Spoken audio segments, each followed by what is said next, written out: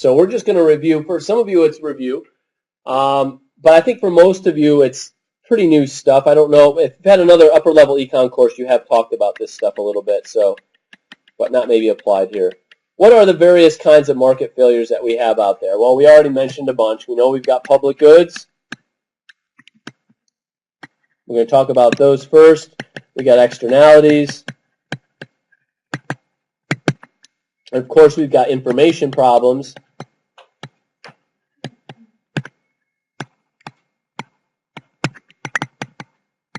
So information market failures. This could just simply be incomplete or imperfect information, just where people are making decisions based on not having the right information or not being able to assess that information. We often refer back to, and I think we mentioned in class, the example of the mortgage mess and things like that, where not having and not being able to understand the information or not being presented with the right information can result in some really inefficient choices.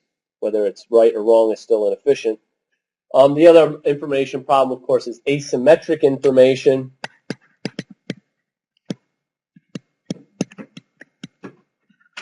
And asymmetric info refers to examples where one party in an economic transaction has more information than another party, so it's asymmetric information.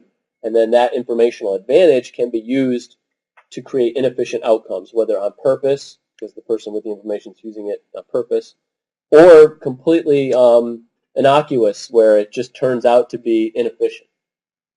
You know, an example of this would be, example of the two, one where it was not necessarily fraudulent and one where it might be, well, yeah, actually, one where it might be, is the example of doctors who are overbilling.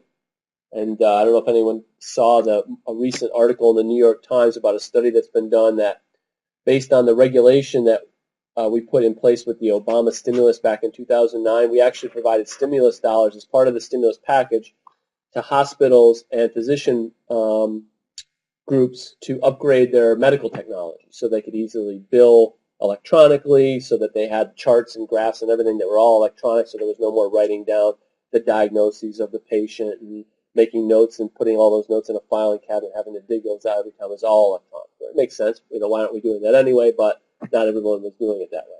So lots of subsidies went in to do that. The idea was that by having all that information now electronic, one doctor can send it to another doctor, specialist to non-specialist, all that kind of stuff, hospitals for MRIs, x-rays, lab work, all those things. So everything we can move around real freely, save money. So it was actually a subsidy that was going to turn into paying for itself, because it would be a cost-cutting measure for Medicaid and Medicare patients. Okay, makes sense. Sounds great. Had unintended consequences, however. I don't know if you read the article on this, but basically what's going on now is that doctors are, now that it's so easy and they have this template, they walk in with an iPad and they just start checking off things that are part of the diagnosis and part of the services that they're providing the Medicaid and Medicare patients. Now they're ending up billing way more than they ever did. So before it might have been an exam and it was all handwritten and then some nurse would do it. So like, now they can go in there and say, I did this, did that, did this, and that. And each one of those has a separate charge. So the end result is that the amount of billing has actually gone up.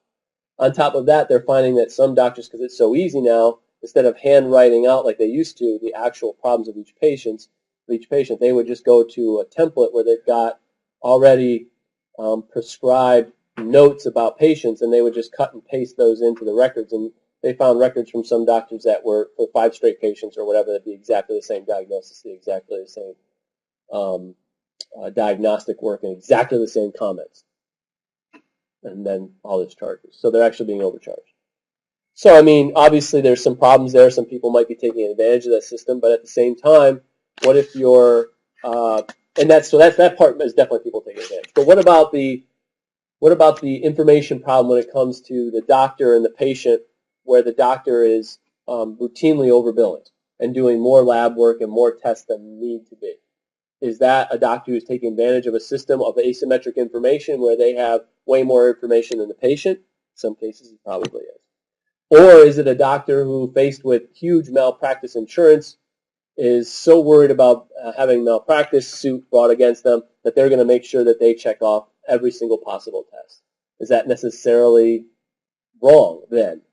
or unethical if they're looking at it from that standpoint. Right? So again, the information problem can be innocuous. The information problem could be fraudulent, but that creates inefficiencies, and inefficiencies are deadweight losses and market failures, and then we got to do something about it. Right? So all these are the same thing.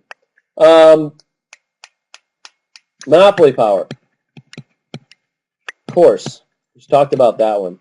And, you could throw in a fifth one here, which would be what we just talked about, inappropriate government intervention. Sometimes government intervention itself can create its own market failure, right?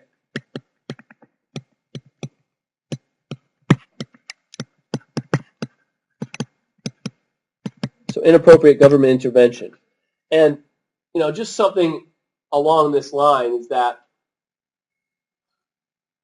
when government suggests a solution to a market failure problem, the solution itself, taxes, subsidies, price controls, just policy recommendations or guidelines, all of that stuff is going to create an inefficiency. Okay? It's never going to be a perfect fix, no matter what government recommends to correct the market failure problem. Unfortunately, however, in our political, whatever framework of things, no matter who's the president, when it was George Bush, he had the same problem happen to him. Any president's had the same problem. Every Congress had the same problem. The media, the public, it's either all or nothing. If that didn't work perfectly, it was wrong, it's inappropriate, throw it out, get rid of it. When, of course, that's not the economist's point of view. The economist's point of view should be that we're looking for, did the government intervention create a net benefit to society over the status quo? Because the government intervention in and of itself is probably going to create some inefficiencies. But are those smaller inefficiencies than the one that you had before with the market failure from above? Right? Isn't that simple? Shouldn't that be the process? I would think it should be. I would argue it should be. But unfortunately, it gets too politicized, and therefore, if it doesn't work perfectly, it's gone. We fail to look at net benefits. We look at all or nothings. It's usually somewhere down the middle. So anyway, that's a big theme too going forward.